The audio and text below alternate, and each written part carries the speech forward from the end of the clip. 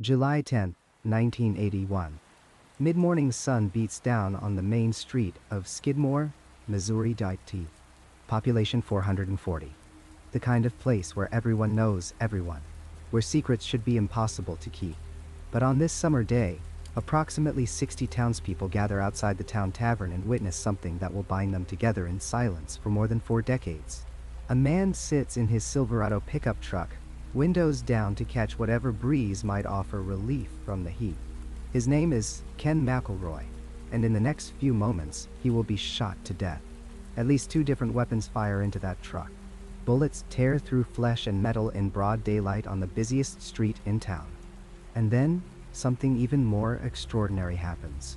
When police arrive and begin asking questions, they encounter a wall of silence so complete, so absolute, that it defies explanation.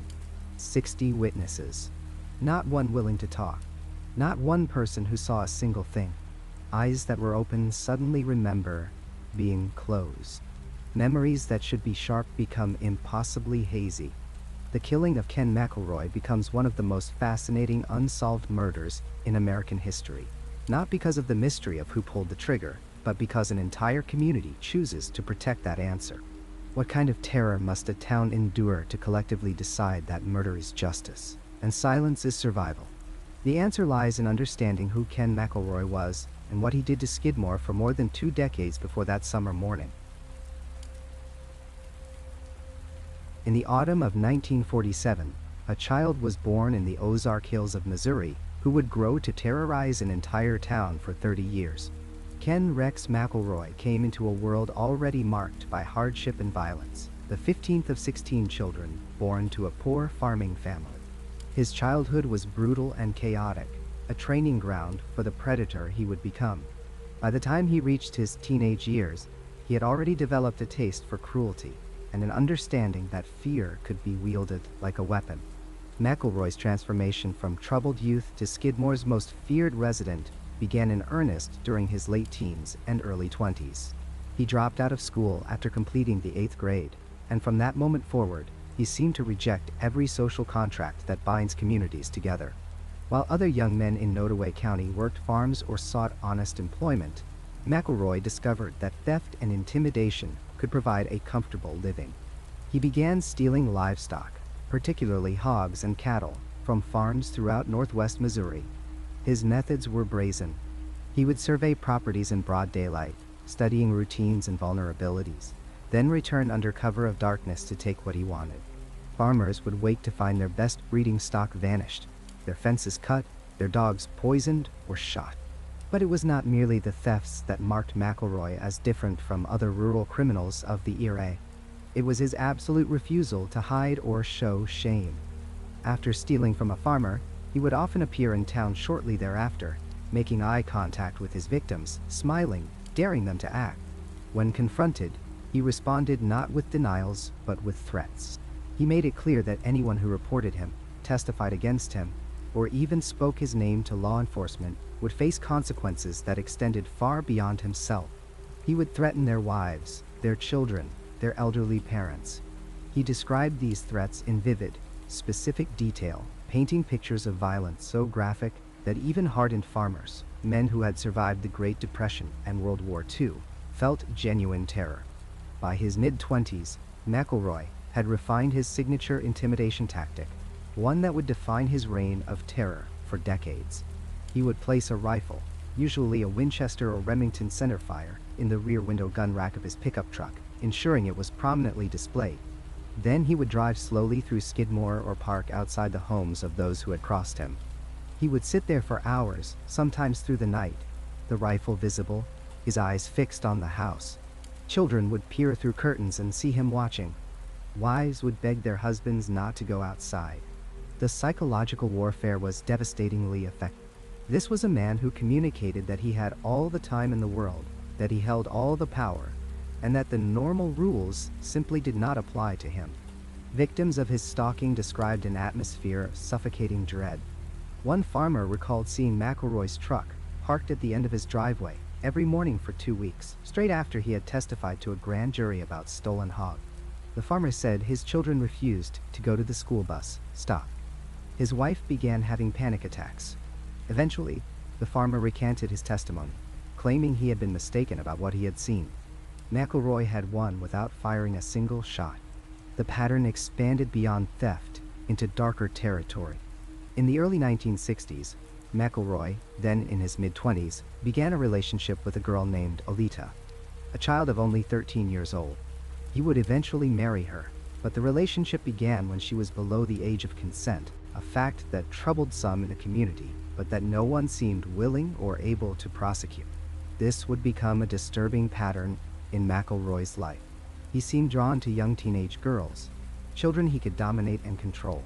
Over the course of his life, he would marry multiple times, always to women significantly younger, some barely into their teens when the relationships began. His second wife, Sharon, was 16 when she became involved with McElroy. His third wife, Alice, had been married to someone else when McElroy decided he wanted her. According to local accounts, he simply began stalking the couple until Alice's first husband, fearing for his life, left town and eventually agreed to a divorce. McElroy's final wife, Trenna, was just 12 years old when he first showed interest in her. By 14, she was pregnant with his child. By 15, she had moved into his home. The relationship was statutory rape by a legal definition. Yet McElroy operated with such impunity that he openly flaunted the relationship around Skidmore. Trenna's parents attempted to intervene, seeking help from authorities to remove their underage daughter from McElroy's control. In response, McElroy burned their house to the ground. The arson was never officially proven in court, but everyone in Skidmore knew who was responsible. The message was crystal clear: challenge Ken McElroy and watch your life burn. After the fire, Trenna's parents gave up their fight. McElroy had won again, and a child remained in his grasp. By the 1970s, McElroy's criminal resume had expanded to include assault, weapons charges, and intimidation offenses stacked upon the ongoing thefts and statutory rape cases. He had been arrested dozens of times, appearing in court for felonies and misdemeanors that should have sent him to prison for decades. Yet somehow, impossibly, he served virtually no jail time. A night or two in the county lockup was the extent of his incarceration. How did a man with such an extensive criminal history remain free? The answer lay in his manipulation of the legal system itself.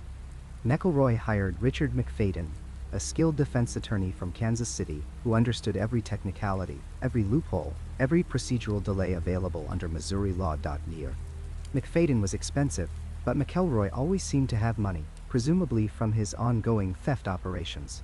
Together, they weaponized the justice system, transforming it from a tool of accountability into a shield for terror. Their strategy was multi-pronged and devastatingly effective. First, McFadden would file motion after motion, demanding continuances, challenging evidence, questioning procedures. Cases would drag on for months or years, bleeding witnesses of their resolve. Second, while the legal proceedings ground forward at a glacial pace, McElroy would begin his campaign of intimidation against anyone scheduled to testify. He would follow them in his truck, the rifle always visible. He would appear wherever they went, at the grocery store, at church, at their children's school events. He would make threats, sometimes explicit, sometimes merely implied by his presence. The effect was predictable. Witnesses would suddenly develop memory problems. They would claim they had been mistaken, that the light was bad, that they could not be certain it was McElroy they had seen. Some would simply fail to appear in court, despite subpoenas. Others would leave town entirely, abandoning their homes and livelihoods rather than face McElroy's wrath. Without witnesses, prosecutors had no cases. Charges would be dismissed or reduced to minor offenses with small fines. On the rare occasions when cases did proceed to trial, McElroy would appear in court transformed. Gone was the menacing figure in the dirty jeans and feed cap. Instead, he would wear a suit, freshly barbered, playing the role of the misunderstood rural man being persecuted by spiteful neighbors. McFadden would paint accusers as vindictive, their testimony as unreliable. And if a jury somehow managed to convict, McFadden would immediately file appeals, securing bonds so McElroy remained free while the appeals process unfolded over months or years. One particular case exemplified the pattern. In 1976, McElroy shot and seriously wounded a local farmer named Romaine Henry. The shooting occurred after Henry confronted McElroy about stolen hogs. Witnesses saw the attack. The evidence was overwhelming. Yet the case dragged through the courts for years. Witnesses were intimidated. Continuances were granted. McElroy remained free on bond, continuing to terrorize Skidmore while technically facing charges for attempted murder. The case eventually resulted in a conviction, but even then, McElroy remained free pending appeals. He never spent a single day in prison for shooting Romaine Henry. The cumulative effect of decades of this behavior created an atmosphere in Skidmore unlike anything in most American small towns. By 1981, Ken McElroy was not just a criminal. He was a force of nature, an inescapable presence that had warped the very fabric of community life. Parents told children never to make eye contact with him. Store owners kept guns beneath their counters, knowing the law would not protect them. Farmers patrolled their property at night with rifles, sleeping in shifts, understanding that if McElroy decided to target them, the police and courts would offer no refuge. People whispered his name rather than speaking it aloud, as if saying it too loudly might summon him. Those who had been his victims carried a particular haunted quality, a 1,000-yard stare that came from knowing they had been marked by a predator who could not be caged. The elderly remembered a time before McElroy when Skidmore had been a place where doors remained unlocked and neighbors trusted one another. But an entire generation had grown up knowing only fear, understanding that in their town, one man had discovered he could do anything he wished to anyone he chose, and that badges and courts and laws meant absolutely nothing. By the summer of 1981, Ken Rex McElroy had been arrested on felony and misdemeanor charges more than 20 times. He had faced accusations of theft, assault, statutory rape, arson, intimidation, and attempted murder. His rap sheet read like a catalog of rural crime spanning 3 decades. Yet he had served less than a handful of days behind bars. The system had not failed. McElroy had beaten it, broken it, twisted it into something that protected the guilty and abandoned the innocent. And in a small town in northwest Missouri, people had begun to realize that if they wanted to be free of Ken McElroy, the law was not going to help them. They would have to find another way. The summer heat hung heavy over Skidmore, Missouri in 1979, when Ken McElroy walked into the B&M market for the first time in years. The little grocery store sat at the corner of Elm and 4th, a modest 2-story building with wooden floors that creaked underfoot and screen doors that announced every customer with a familiar slap. For more than 2 decades, Bo and Lois Bauenkamp had run this store, serving their neighbors with the kind of quiet decency that defined small-town commerce. Bo was nearing 70, a lean man with careful movements and gentle eyes. Lois, just a few years younger, managed the register and knew every customer by name. They were fixtures in Skidmore, as familiar and necessary as the water tower that loomed over Main Street. Neither of them could have imagined that their lives were about to become a waking nightmare that would push an entire community past the breaking point. It started with something almost absurdly small. In July of 1979, some neighborhood children came into the B&M market with money to spend, as children had done countless times before. Among them were McElroy's own children. Stepping through those screen doors into the cool dimness of the store, with its rows of canned goods and penny candy displayed behind glass. What happened next remains disputed in some details, but the consequences were undeniable. Bo Bauenkamp believed he saw one of the children take candy without paying. It was the kind of minor shoplifting that happened in every small store, usually handled with a quiet word to the parents. But when the parents were Ken and Trina McElroy, nothing could ever be simple or small. Bo did what any reasonable storekeeper would do. He spoke to the children, gently but firmly, making clear that stealing was wrong. According to witnesses, he banned the McElroy children from the store, telling them they could come back when they were accompanied by their parents. It was a measured response, the kind of boundary setting that any business owner had the right to enforce. For most families in Skidmore, such an incident would have ended with an embarrassed apology, maybe a purchased candy bar to make amends. But Ken McElroy did not apologize, and he did not forget perceived slights. In his mind, Bo Bauenkamp had insulted his family, challenged his authority, disrespected him in a way that demanded retaliation. The fact that Bo was a 70-year-old grocer who weighed perhaps 140 pounds soaking wet made no difference whatsoever. The harassment began almost immediately. McElroy would park his Silverado pickup truck outside the B&M market and just sit there, engine idling, staring through the windows for hours at a time. His presence was a threat that required no words. Every customer who approached the store had to walk past that truck, past McElroy's cold eyes watching from behind the wheel. Some turned away rather than face that intimidation. Business at the B&M market began to suffer as people found reasons to shop elsewhere, unwilling to put themselves in McElroy's sightline. Bo and Lois tried to go about their work, stocking shelves and serving the customers who still came, but the weight of that surveillance pressed down on them every single day. Then the verbal threats began. McElroy would follow the Bauencamps around town, pulling alongside their car at stoplights, trailing them to church, appearing wherever they went with that same menacing stare. When he spoke, his words were carefully calibrated for maximum terror. He told them he was going to kill them. Not someday, not maybe, but as a statement of fact, a promise he intended to keep. He described in detail what he would do to Lois. He made sure they understood that their age would not protect them, that their decades of service to the community meant nothing, that no one would help them when the time came. And the most terrifying part was that everyone in Skidmore knew he meant every word. This was not bluster or empty intimidation. Ken McElroy had a history of making good on his threats. The Bauencamps did what they had been raised to believe was right. They went to the authorities. They filed complaints with the sheriff. They documented the harassment, the threats, the stalking that had consumed their lives.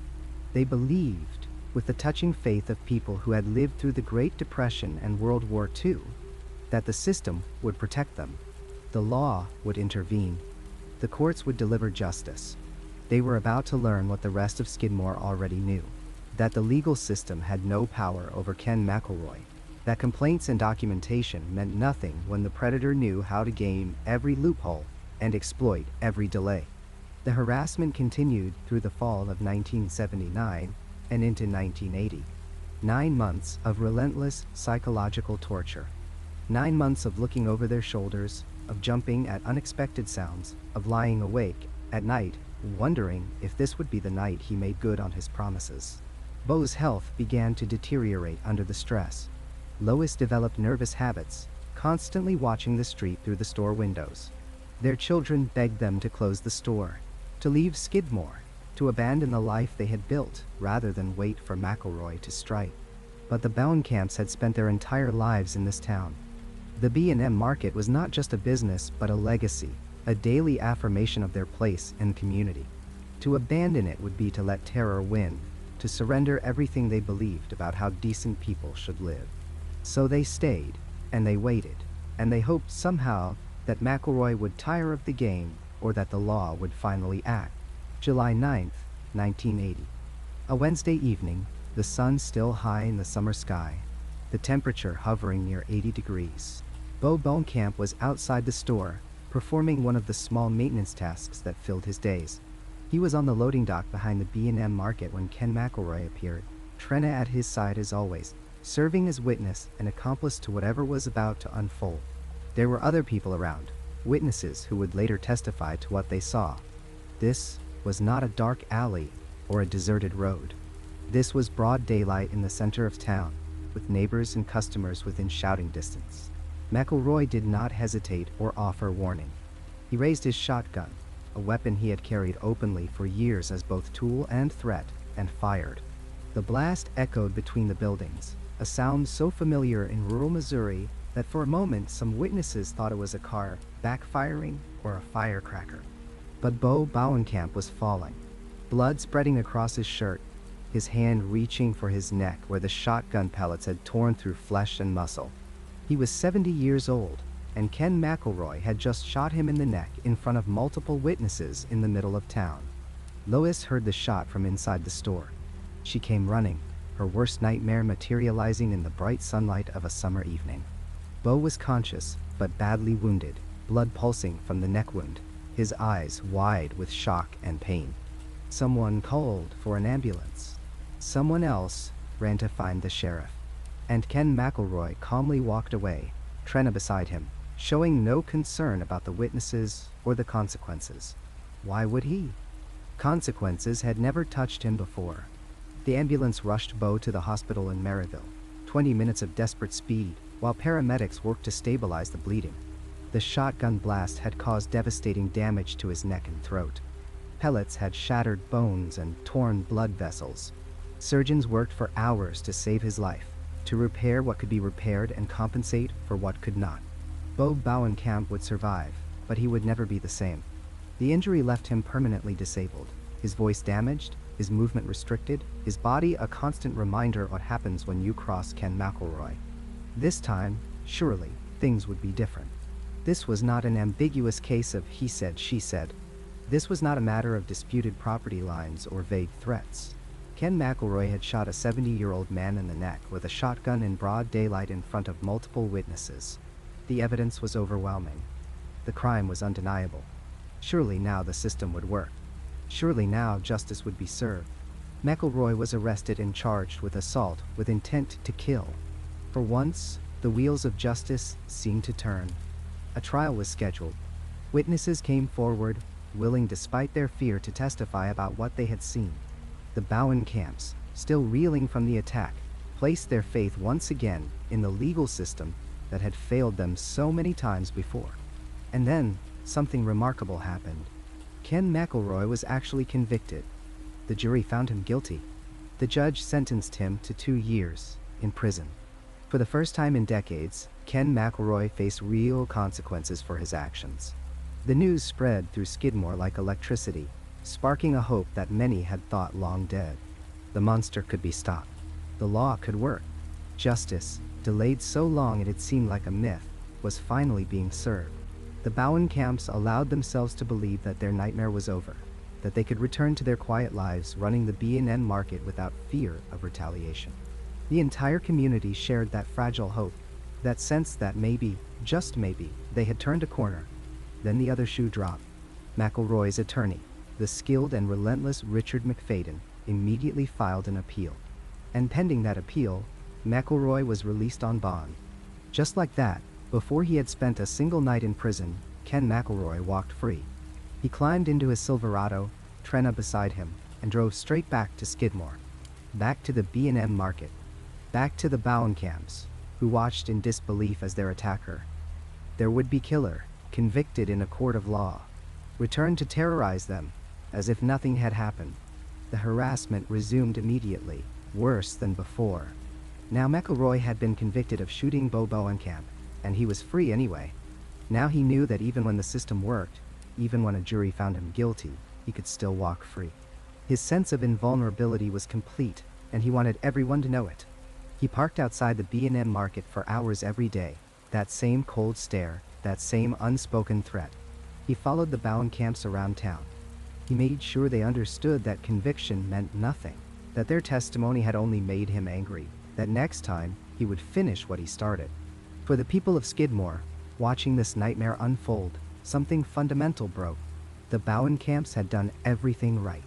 They had followed the rules, filed the complaints, testified in court, trusted the system. They had endured 9 months of harassment, survived a shotgun blast, seen their attacker convicted.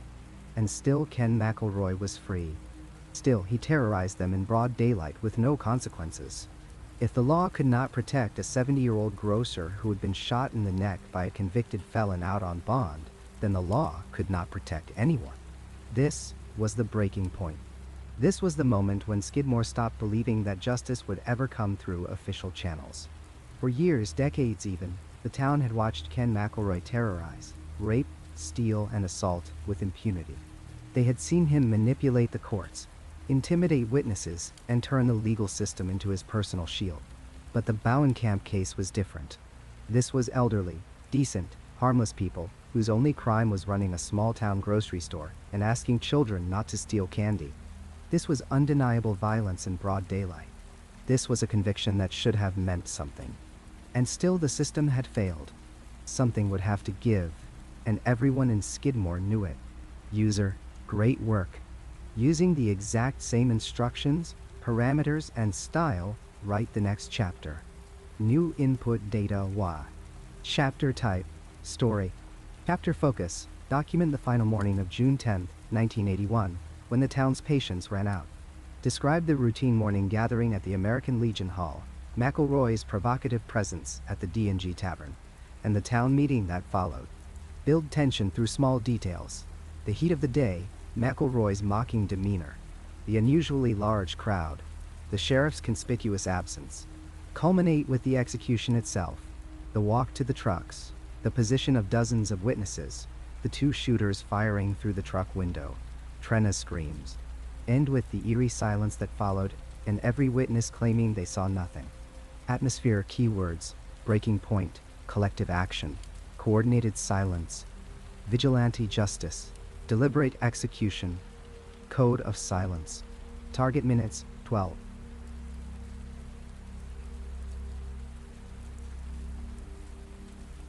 The morning of July 10, 1981, dawned hot and still over Skidmore, Missouri Highway. By mid-morning, the temperature was already climbing toward the high 80s, and the air hung thick with humidity that made shirts stick to backs and turned the sidewalks into shimmering ribbons of heat. But it wasn't the weather that had people sweating that day.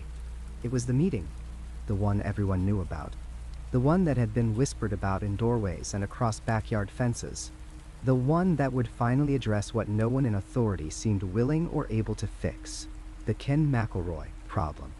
The American Legion Hall sat on the east side of town, a modest brick building that had hosted countless community gatherings over the years. Pancake breakfasts, wedding receptions, bingo nights, meetings of the Lions Club. Places like this were the backbone of small-town America, the neutral ground where neighbors gathered to discuss common concerns and make collective decisions. But there was nothing routine about what was happening that Friday morning. This wasn't about fundraising for new playground equipment or debating the 4th of July parade route. This was about survival.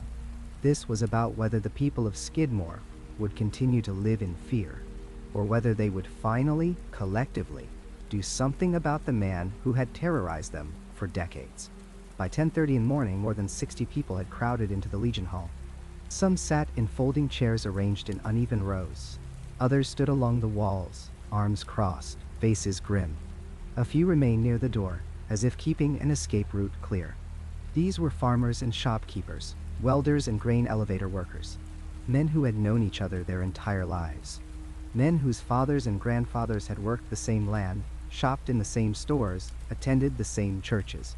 Skidmore was a town of fewer than 500 souls, and nearly everyone in that room was connected by blood or marriage or decades of shared history. What united them that morning was simpler and darker: fear. Raw, corrosive fear that had built up over years of stolen livestock, late-night gunshots, slashed tires, and whispered threats. Fear that had intensified after Ernest Bauenkamp, the 70-year-old grocer, had been shot in the neck just a year earlier. Everyone knew who pulled that trigger. Everyone knew Ken McElroy had been convicted of assault, and everyone knew he was walking free anyway, released on bond pending appeal, swaggering through town like he owned it, his rifle rack visible through the back window of his Chevy Silverado. The meeting had been called by Mayor Steve Peter and Sheriff Danny Estes.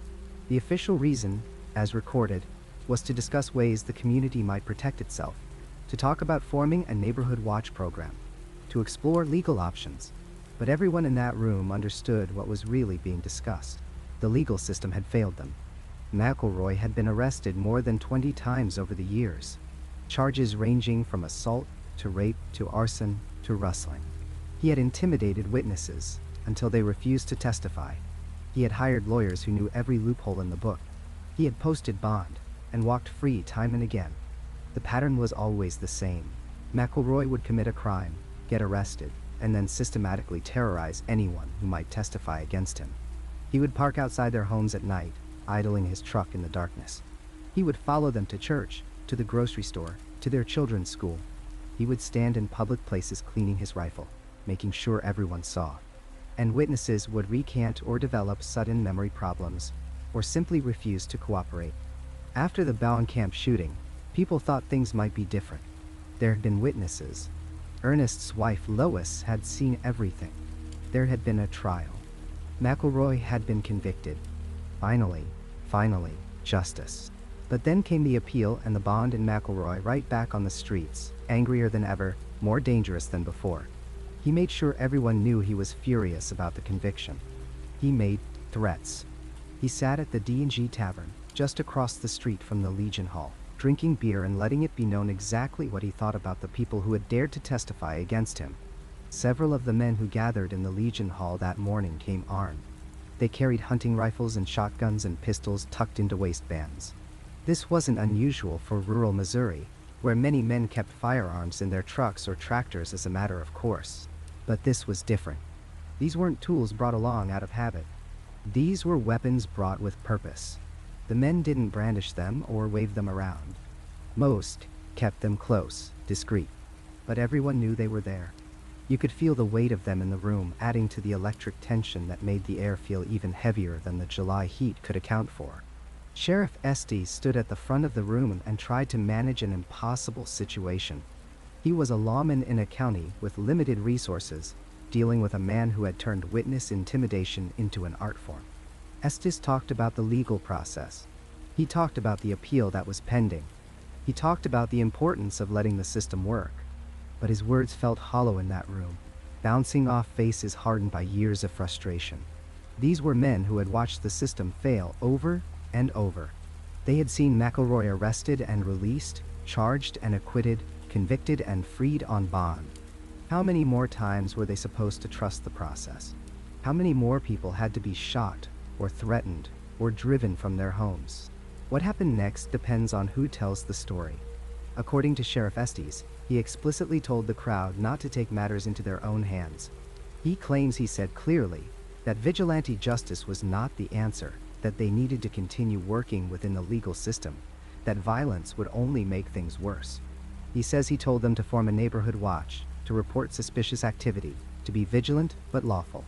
Then, he says, he left the meeting to take a phone call, a legitimate piece of law enforcement business that required his immediate attention. He says he was gone no more than 15 or 20 minutes. But the townspeople who were there that day tell a different story. They say the sheriff's words were more ambiguous, that when he talked about protecting themselves and their families, there was an understanding in his voice, that when he mentioned the limitations of what the law could do, there was a resignation that spoke volumes. And when he left that meeting, stepping out into the bright morning sunshine and driving away in his patrol car, many in that room felt they had been given permission. Not explicit permission, nothing that could be written down or testified to in court, but a tacit understanding that sometimes, when the system fails completely, people have to make their own decisions. They say the sheriff knew exactly what might happen when he left that room. They say he made a choice to be somewhere else. The meeting broke up shortly after Estes departed. No formal decisions were announced. No votes were taken. No plans were laid out in clear language. But something had shifted. You could see it in the set of men's jaws as they filed out of the Legion Hall. You could feel it in the way they moved, no longer with the slumped shoulders of defeat, but with a terrible purpose. Decades of rage and fear and frustration had been building like water behind a dam, and that morning cracks were showing. The men emerged from the air-conditioned dimness of the Legion Hall into the brutal brightness of midday. And there, parked on the main street just outside the D&G Tavern, sat Ken McElroy in his Silverado pickup truck. He had been there the whole time, sitting at the tavern drinking, while 60 of his neighbors gathered to discuss what to do about him. It was a calculated insult, a demonstration of contempt. He knew exactly what was being discussed in that meeting.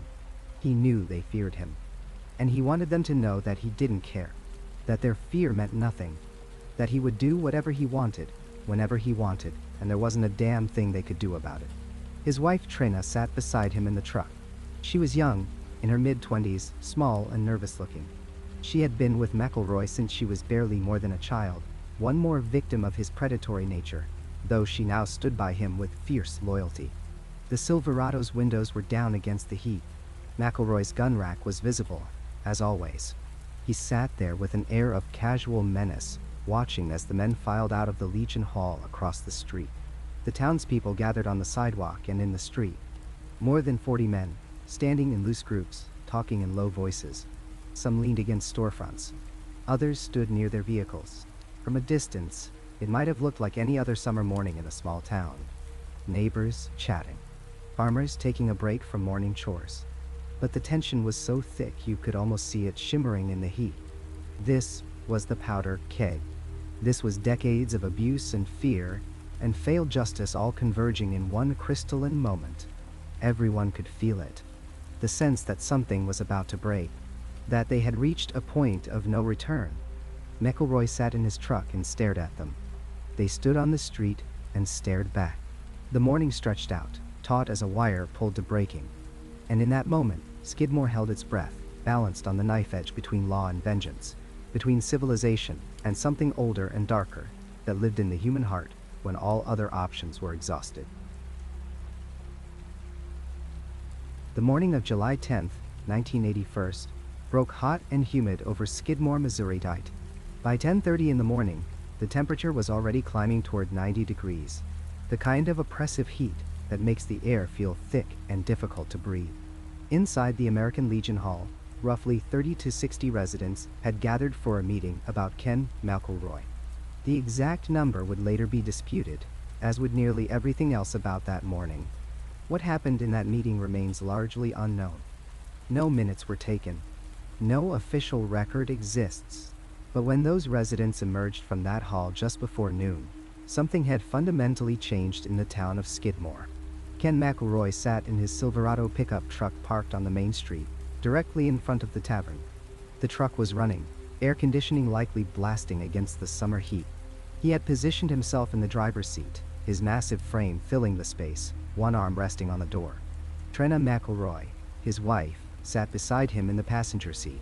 She was small, barely visible over the dashboard, 37 years younger than her husband.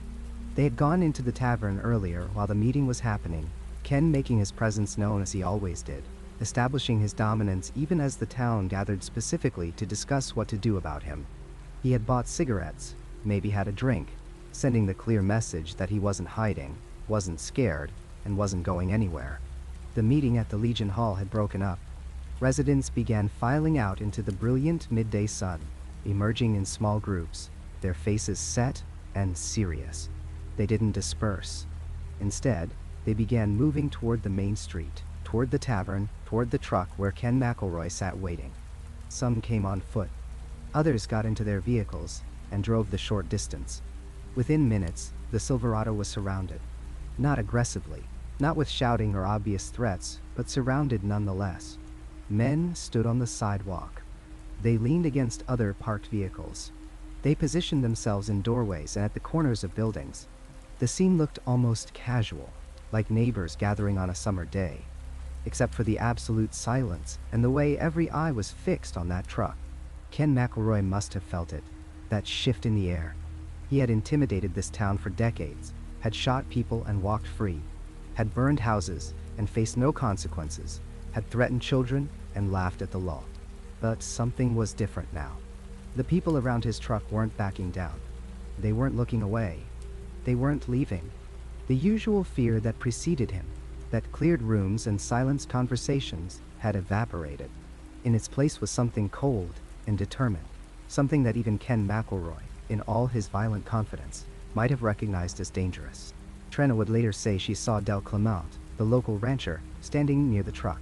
She would say she saw him nod, saw others respond to that nod. Whether this was true or a detail, her traumatized mind supplied to make sense of what happened next, no one else would ever confirm. What is certain is that at approximately 12:15 in the afternoon, on a bright summer day on the main street of a small Missouri town, at least 2 guns fired. The first shot came from behind the truck, the blast sudden and shockingly loud in the quiet street. A rifle, probably a .30-30, the kind every farmer and rancher in that part of Missouri would have owned. The bullet struck Ken McElroy in the back of the neck, just below his skull. Before his body could even react to that first impact, before Trenna could fully process what was happening, a second weapon opened fire from the side of the truck. This shooter was closer, positioned at an angle where he could see into the cab. He fired multiple times, the shots coming rapid and deliberate. At least one bullet struck Ken in the face. Another hit his neck. The windshield spider webbed with cracks. Glass flew. Blood sprayed across the interior of the cab. Ken McElroy screamed. She would later describe the sound of the shots, impossibly loud, one after another, after another. She would describe Ken's body jerking with the impacts, his massive frame slumping forward, then sideways toward her. Blood was everywhere, on the seats, on the dashboard, on her. She screamed for help, her voice high and desperate, cutting through the ringing silence that followed the gunfire. She looked out at the faces surrounding the truck, at the people she had seen in town her entire life, at neighbors and acquaintances, and people she knew by name. Not one of them moved. Not one of them came to help. They simply stood there watching, as Ken McElroy bled out in the driver's seat of his truck. The coordination of what happened next is perhaps more chilling than the shooting itself. In the immediate aftermath of the gunfire, as Trina continued to scream, the crowd began to disperse. Not in panic, not running or fleeing the scene of violence. They left calmly, methodically, with the practiced ease of people following a plan. Some walked back toward the Legion Hall. Others got into their vehicles and drove away at normal speeds, observing traffic laws, signaling their turns. Several men went directly into the pool hall, taking their usual seats, ordering drinks as if nothing unusual had occurred. A few residents made a point of moving their vehicles from where they had been parked, repositioning them, or driving them away, entirely to avoid any possibility of being identified as present at the scene. No one called an ambulance. This detail would later emerge as one of the most damning pieces of evidence of premeditation. In a medical emergency in a small town, someone always calls for help immediately. It's instinct. It's human nature. It's what decent people do. But as Ken McElroy sat dying in his truck, as his wife screamed and begged for assistance, not a single person reached for a phone. Not the tavern owner. Not the people in the nearby buildings. Not any of the 30 or 60, or however many residents had just witnessed a killing. The minutes ticked by, each one critical, each one potentially the difference between life and death. And no one made the call. The weapons disappeared. This might seem impossible in a town of only 440 people, in broad daylight, with dozens of witnesses. But the guns that had just been fired, that had just killed a man in front of half the town, simply vanished. No one would ever find them. No one would ever admit to having seen them. Years later, rumors would circulate about rifles dumped in wells, broken down and scattered across 3 counties, buried in the vast farmland surrounding Skidmore. But despite extensive investigation by local police, state authorities, and eventually federal agents, the murder weapons were never recovered. They had been spirited away in those first crucial minutes, passed from hand to hand perhaps, hidden in vehicles or buildings, rendered untraceable with the same calm efficiency that characterized everything else about that day. Trina sat in the truck with her husband's body, covered in his blood, her screams eventually giving way to sobbing. She would later estimate that 15 to 20 minutes passed before anyone called for help, though the exact timeline remains disputed. What is undisputed is that when help finally did arrive, when the ambulance finally came screaming into Skidmore from the nearest hospital, Ken McElroy was beyond safe. He had been shot at least twice, possibly more. The wounds were catastrophic. He died either in the truck or shortly after arriving at the hospital, his reign of terror over Skidmore ending in the most public and dramatic way imaginable. When the police arrived, they found a crime scene that should have been easy to solve. A man had been shot to death in broad daylight on the main street of town. Multiple people had been present. There were vehicles, witnesses, physical evidence. It should have been a straightforward investigation. But from the very beginning, the authorities ran into a wall of silence that would prove absolutely impenetrable. The residents who had been at the Legion Hall meeting suddenly couldn't remember exactly who else had been there. People who had been standing on the street couldn't recall where they had been standing or what they had been doing. The witnesses to the actual shooting, those who must have been within feet of the gunmen, claimed they had seen nothing. Some said they had been looking the other way at the crucial moment. Others said the sun had been in their eyes. Still others insisted they hadn't been there at all, despite multiple other witnesses placing them at the scene. The stories were vague, contradictory, and maddeningly consistent in their refusal to provide any useful information. This wasn't one or two people protecting a shooter. This was an entire town, engaged in a coordinated lie. Old men who had lived in Skidmore their entire lives suddenly developed amnesia about what they'd witnessed 20 minutes earlier. Women who could tell you exactly who had attended church the previous Sunday couldn't remember if they had been on the street that day. Young men with perfect recall for hunting stories and sports statistics claimed complete ignorance about the events of July 10th. It was obstruction of justice on a massive scale, executed with a unity of purpose that would have been admirable in any other context. The message was clear, though no one would say it out loud. The town of Skidmore had made a decision. They had decided that Ken McElroy needed to die, and they had decided that whoever pulled the triggers would be protected. The killing itself took only seconds, perhaps 10 or 15 shots fired in rapid succession. But the conspiracy to protect the killers, to ensure they would never be identified or prosecuted, that conspiracy involved dozens of people and would last for decades. It would outlive many of the witnesses. It would survive investigation after investigation, pressure from law enforcement at every level, and nationwide media attention.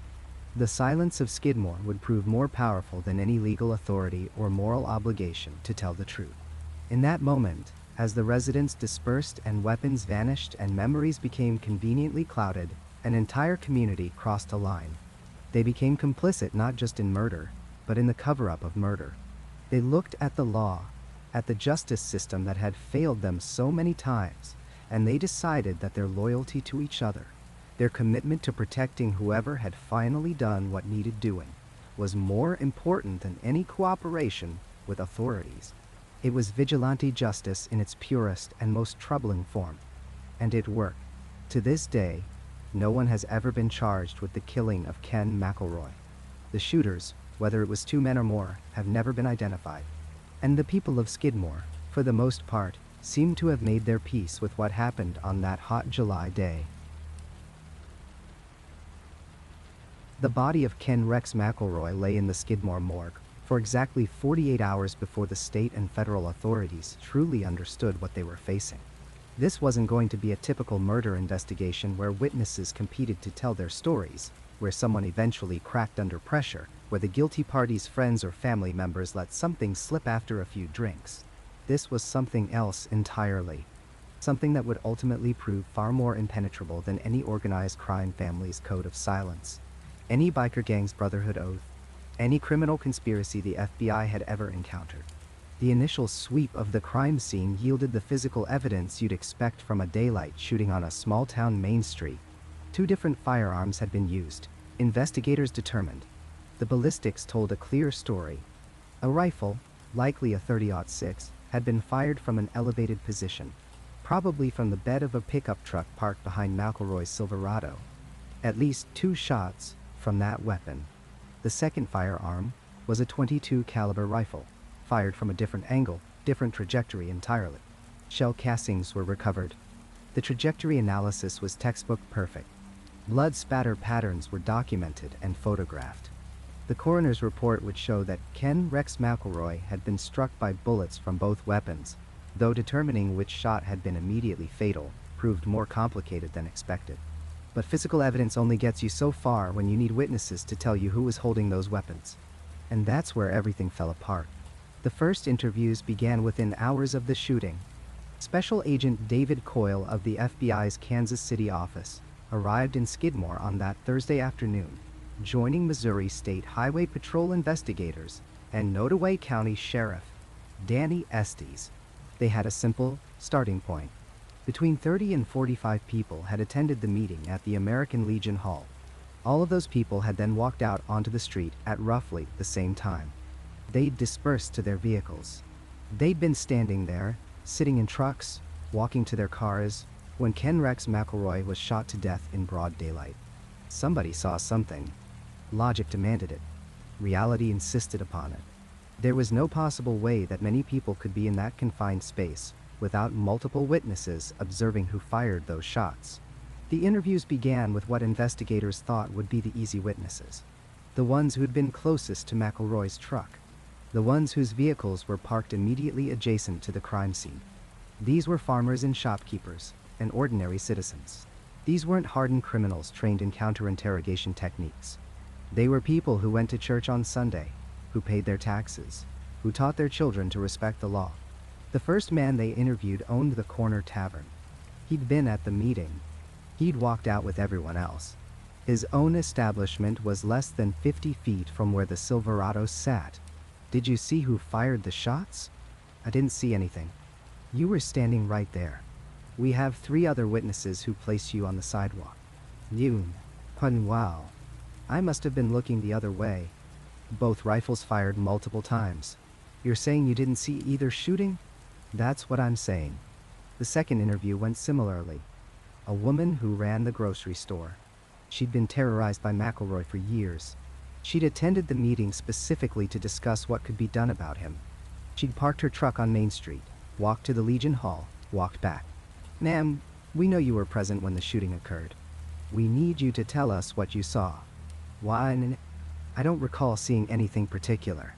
Your vehicle was parked 3 spots away from the victim's truck. I guess my attention was elsewhere. Elsewhere where? I just don't remember. It all happened so fast. Nay. Interview after interview produced the same maddening results. People couldn't remember where they were standing. They'd been looking at the sky, at their shoes, at the sidewalk. They'd been getting into their cars. They'd been walking away. They'd been distracted by a bird, a cloud, their own thoughts. Some had apparently experienced a form of collective temporary blindness, a mysterious medical condition that struck precisely at 10:45 on the morning of July 10, 1981, and lifted moments after the shooting stopped. One farmer told investigators he'd been tying his shoelace. Another said he'd dropped his keys and was bent over looking for them. A third claimed he'd had something in his eye and was blinking rapidly. A fourth said he'd turned to say something to his wife at the exact moment the shots rang out. A fifth explained that he'd been hard of hearing since the war and hadn't realized anything unusual was happening until people started moving quickly. The stories weren't coordinated exactly. That was the bizarre part. If the witnesses had all told identical accounts, that would have been obvious evidence of conspiracy. But instead, each person had their own individual excuse, their own personal reason for being the one person in that particular spot who somehow managed not to see anything. It was as if the entire town had independently arrived at the same conclusion. Whatever you saw, you didn't see it. Whatever you know, you don't know it. Whatever happened, you weren't there. FBI Special Agent Coyle had worked organized crime cases in Kansas City. He'd interviewed witnesses terrified of mob retaliation. He'd seen people refuse to testify because they feared for their lives. But this was different. These people weren't afraid. They were resolute. They'd made a decision, collectively and individually, and no amount of pressure was going to change their minds. The Highway Patrol brought in more investigators. They set up a command post in the sheriff's office in Maryville. They conducted interview after interview, taking formal statements, bringing people in separately, trying to find contradictions or inconsistencies they could exploit. They tried the standard techniques. Good cop, bad cop, ... Sympathy and understanding. Stern warnings about obstruction of justice. Patient, friendly conversation. Sharp, direct interrogation. Nothing worked. We know you saw something. We're not accusing you of anything. We just need you to tell us the truth. I am telling the truth. I didn't see who did it. But you saw the shooting happen. I heard gunshots. I saw Ken McElroy slumped over. I didn't see who pulled the trigger. Now, where were you looking when you heard the shots? I don't rightly remember. You don't remember where you were looking 30 seconds before we started this interview? It was all very confusing. Everything happened at once. The code of silence extended beyond just the immediate witnesses. People who hadn't been at the scene suddenly couldn't remember conversations they'd had. Store owners couldn't recall who'd been in their shops that morning. The owner of the pool hall couldn't remember if anyone had seemed agitated or nervous in the days after the shooting. Even people who had openly despised Ken Rex McElroy, who had publicly celebrated his death, who had told neighbors they were glad someone finally had the courage to do what needed doing. Even these people suddenly developed amnesia when federal agents came calling. By late July, the FBI had conducted over 70 interviews. They had statements from virtually everyone who'd been present at the American Legion Hall meeting and its aftermath. They had multiple angles of the crime scene. They had ballistics evidence. They had autopsy results. They had everything except the one thing they needed. A witness willing to say, "I saw John Doe fire that rifle." The frustration among investigators was palpable. Some of them had worked murder cases for decades. They'd solved killings with far less evidence, far fewer witnesses, far more complex circumstances. But they'd never encountered anything like this. An entire community, uniformly and completely unwilling to cooperate. Sheriff Estes tried reasoning with people he'd known his entire life. He'd pull aside a farmer at the feed store, someone he'd gone to school with, someone whose family he knew. "You have to understand," he'd say quietly. "This is murder. I know what McElroy did. I know he deserved it. But we can't just let people shoot someone in the street. We have to have law." The response was always the same. Sympathetic, even apologetic, but unyielding. "Danny, I wish I could help you. I really do. But I didn't see anything." The grand jury convened in the spring of 1982, nearly a year after the killing. The proceedings were held in Maryville, in the Nottoway County Courthouse. For weeks, witness after witness was called to testify under oath. The penalty for perjury was made explicitly clear. This wasn't a casual interview anymore. This was sworn testimony before a grand jury. Lying here meant serious federal charges. It didn't matter. The wall held firm. Prosecutors presented their physical evidence. They showed the trajectory analysis, the ballistics reports, the autopsy finding. They called every person who'd been identified at the scene. One by one, the witnesses took the stand and told the grand jury the same things they'd told investigators. They didn't see who fired the weapons. They didn't know who was responsible. They couldn't identify the shooters. Some legal observers found themselves grudgingly impressed by the community's discipline. Not a single person broke. Not one witness, faced with the formal weight of a grand jury proceeding, changed their story or suddenly remembered a crucial detail.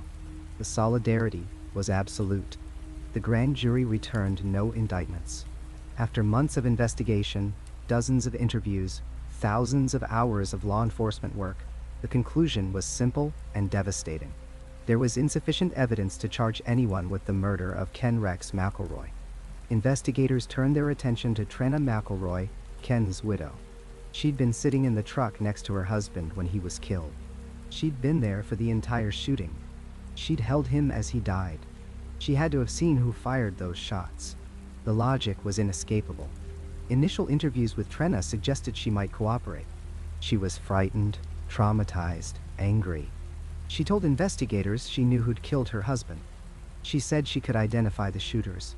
She'd seen everything. But as weeks turned into months, Trenna's cooperation evaporated. Perhaps she realized the same thing the investigators had realized. Even if she testified, even if she named names, even if she pointed fingers, it wouldn't matter. No jury drawn from Northwest Missouri was going to convict anyone of killing Ken Rex McElroy. Not when the entire community considered his death a justifiable act of collective self-defense. Or perhaps the pressure from Skidmore itself became too much. She still had family in the area. She still had to live somewhere, exist somewhere, raise her children somewhere. Testifying against the people of Skidmore would make her an outcast for life. Whatever her reasons, Trenna eventually stopped cooperating entirely. She stopped returning calls from investigators.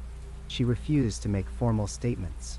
When pressed, she claimed she couldn't remember details clearly anymore, that trauma had clouded her memories, that she wasn't certain about what she'd seen. The legal paradox became increasingly apparent to everyone involved. The investigators knew, with reasonable certainty, who had pulled those triggers. The community knew. The families of the shooters knew.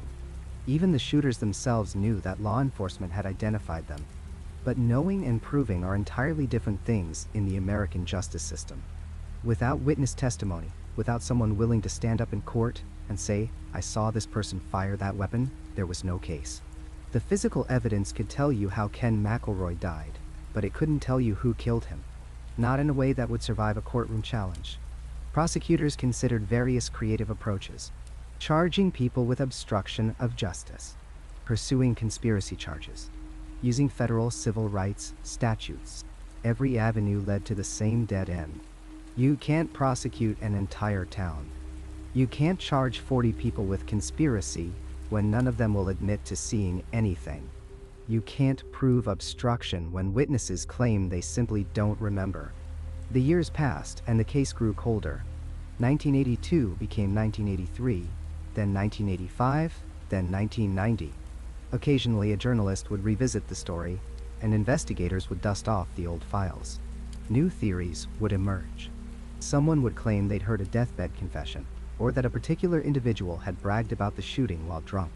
Each lead would be pursued, investigated, documented, and each one would ultimately collapse for the same reason. No one would testify.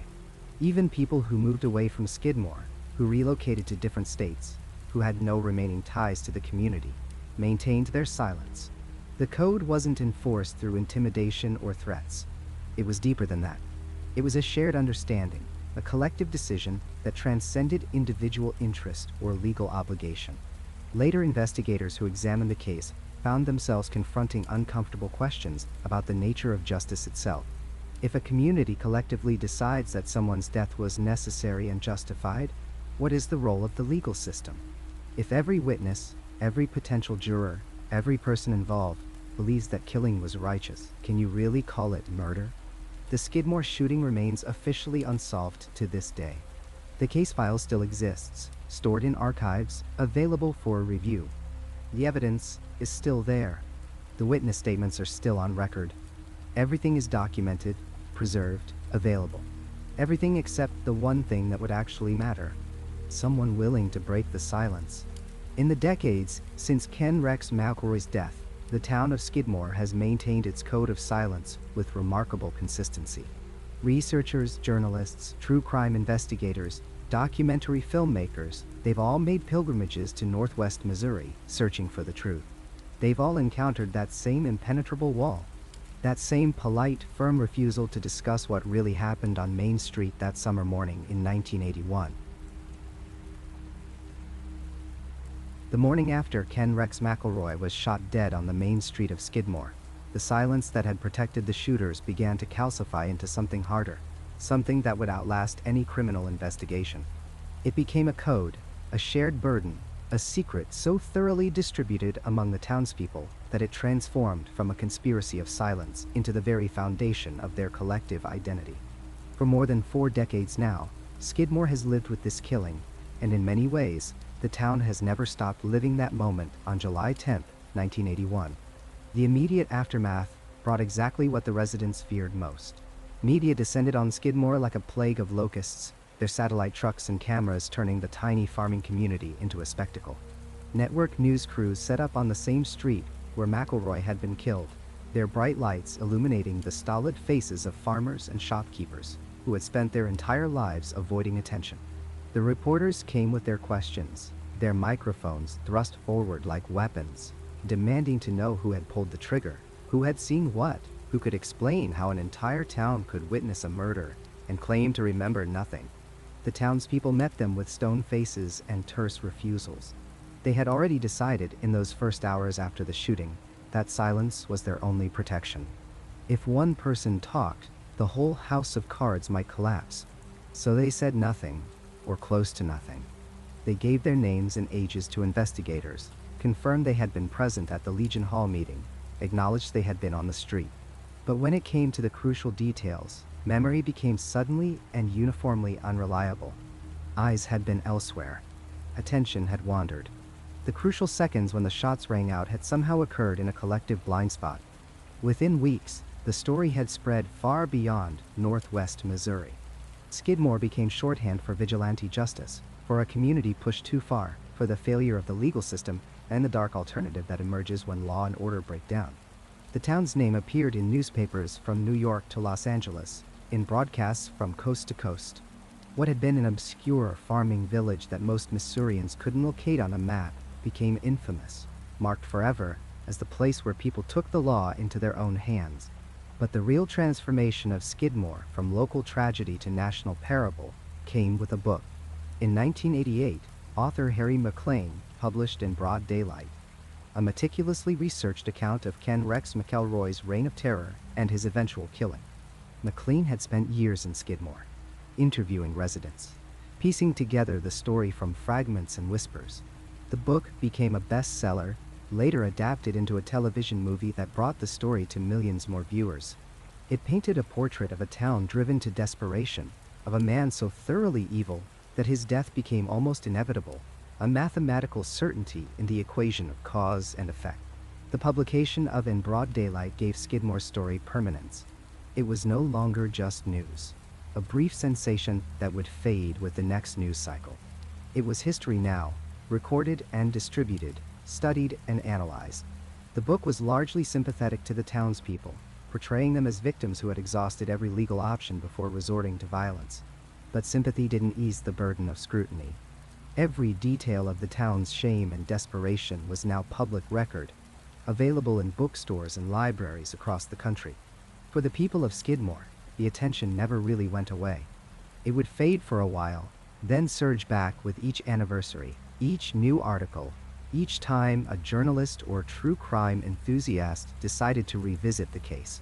The town became a destination for the morbidly curious, people who drove through slowly, pointing at the spot where McElroy died, taking photographs of the tavern and the bank and the Legion Hall, as if they were landmarks of historical significance, rather than places where real people lived and worked and tried to move forward with their lives. The silence that began as a tactical decision hardened into something deeper and more problematic as the years passed. What started as protection became pathology. The residents stopped talking about the killing, but they also couldn't stop thinking about it.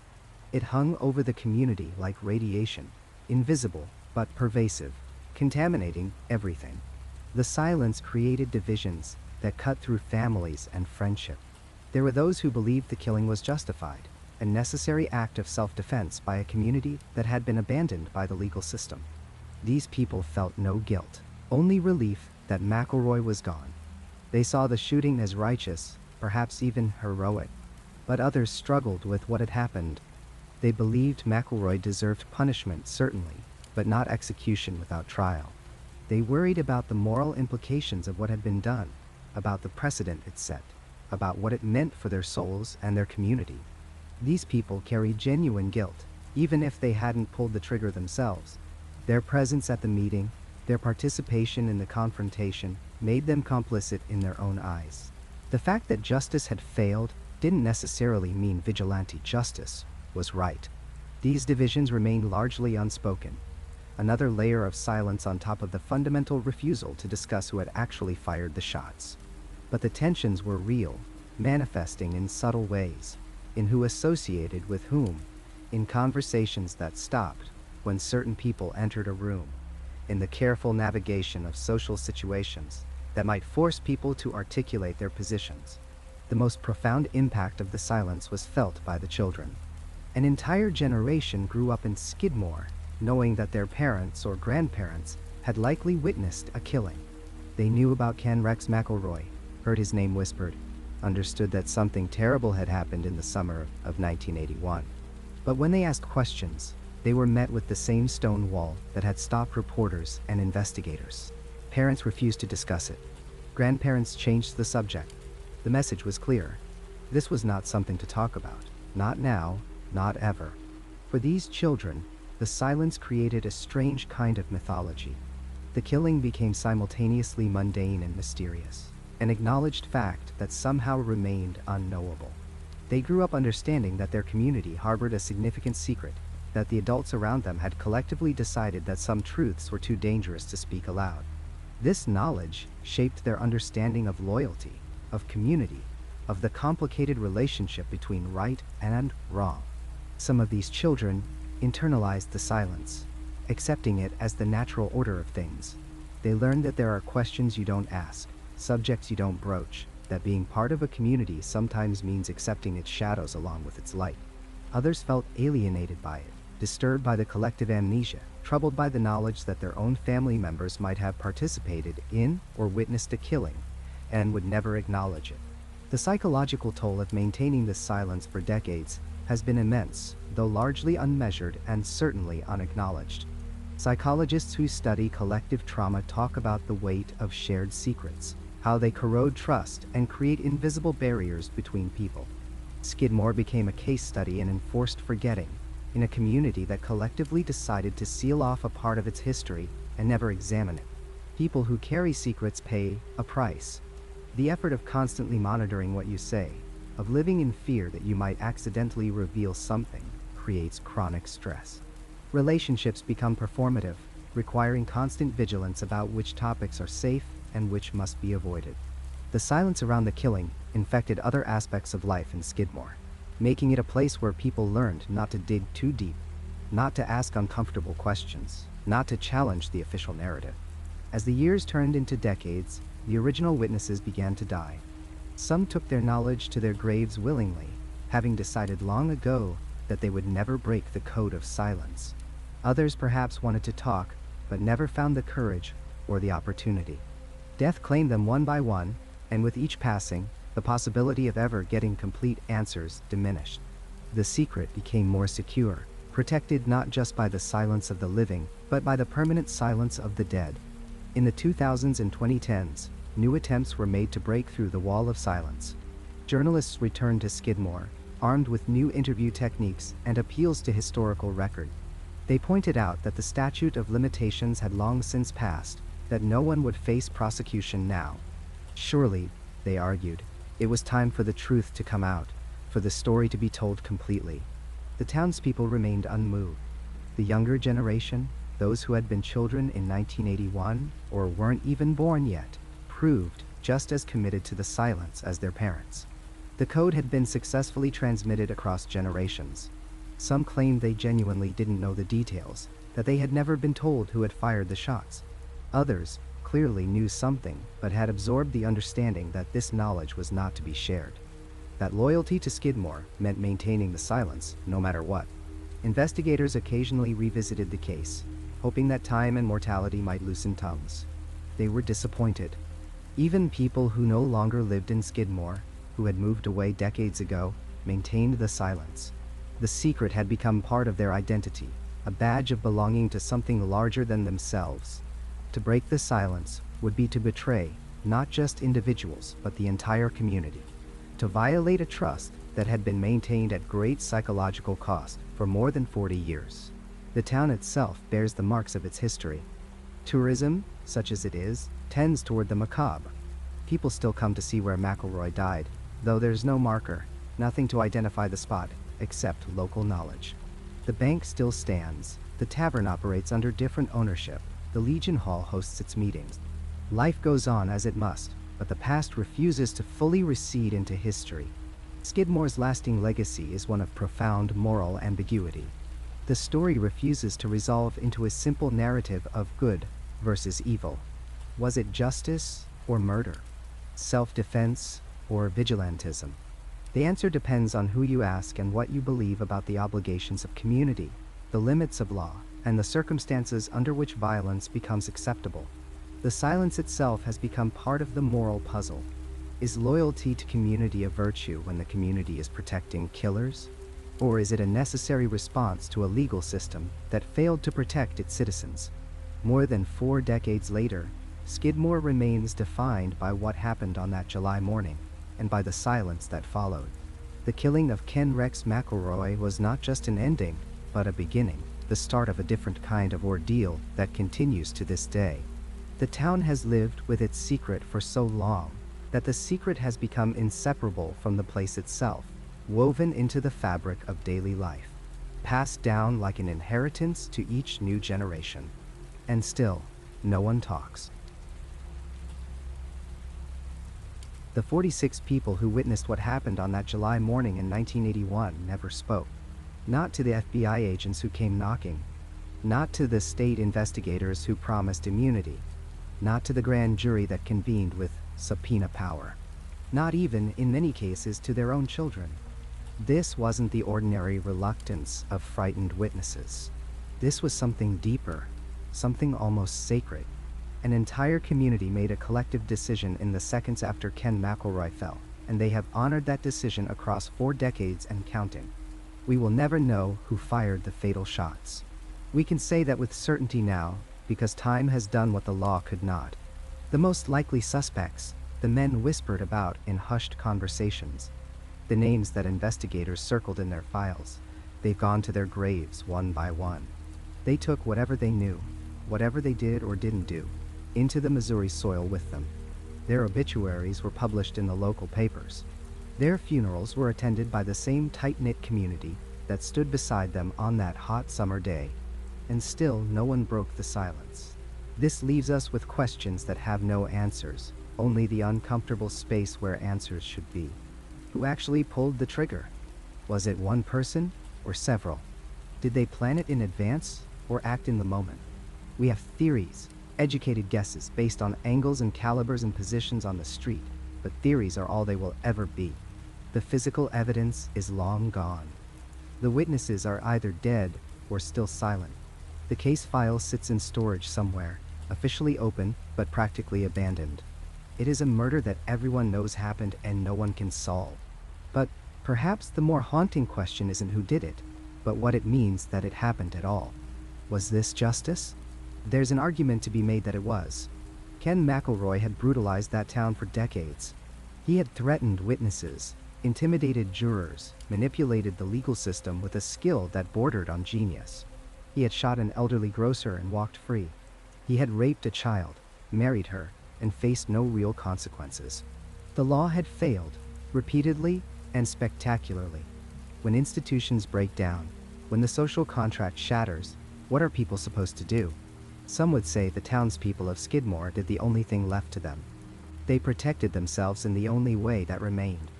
Or was it murder? Cold-blooded, premeditated killing in broad daylight. Vigilante justice is still killing. It doesn't matter how terrible the victim was, how much he may have deserved it by some moral calculus. A group of armed men surrounded a truck and opened fire on an unarmed person sitting in the driver's seat. His wife was beside him. Children were playing down the street. This wasn't a split-second decision in the heat of confrontation. This was execution.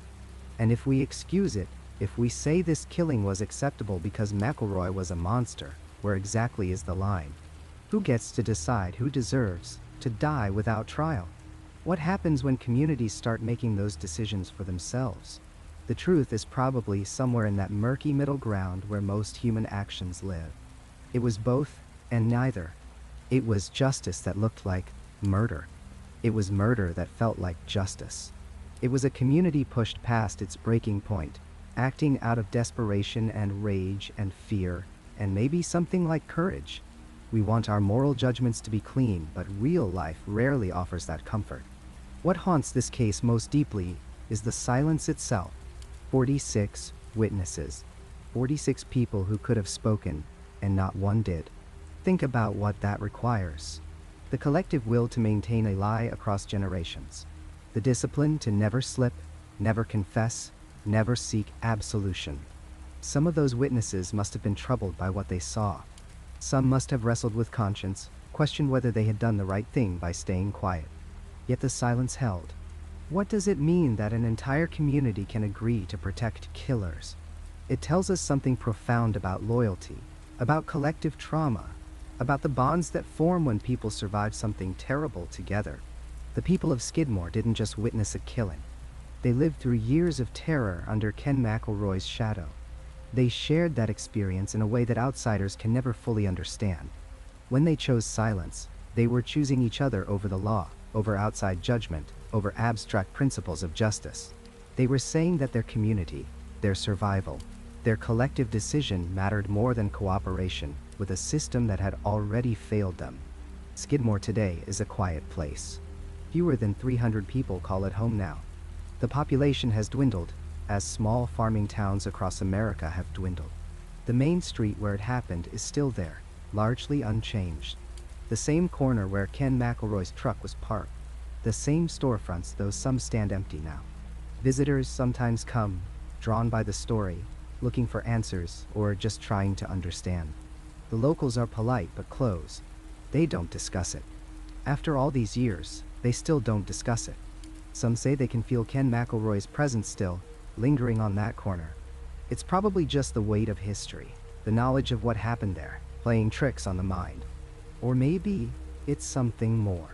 Maybe when violence goes unanswered, when blood is spilled and no one is held accountable, it leaves a mark that doesn't fade. The town carries what happened like a scar, visible to anyone who knows to look for it. The silence continues. The mystery endures. And Skidmore remains a place where everyone knows exactly what happened, but no one will ever tell. The case will almost certainly never be officially solved. Too much time has passed. Too many people have died. The conspiracy of silence is complete and unbreakable. We are left with the questions, the moral ambiguity, the unsettling truth that sometimes there are no good answers, only the haunting echo of gunshots on a summer morning, and a town that chose to forget together.